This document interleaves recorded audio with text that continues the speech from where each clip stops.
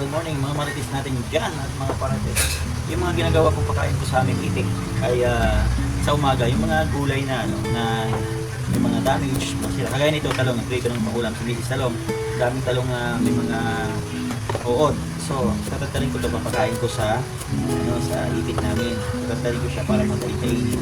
Tapos, mga repolyo, balat ng carrots, balat ng sayote, mga gulay balat ng gulay.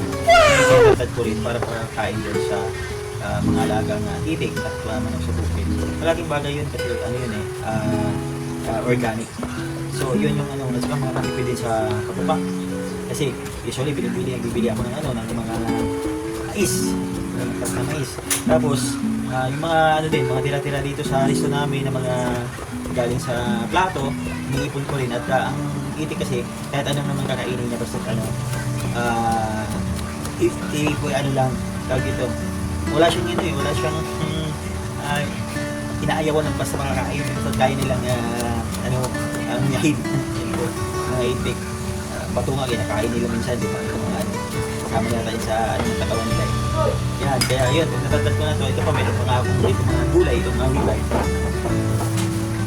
Ito yung mga pinagbalatan ng mga dito. Repolyo, carrots, yan, halo-halo ito. Tatad rin ito. Yan ang ating gagawin.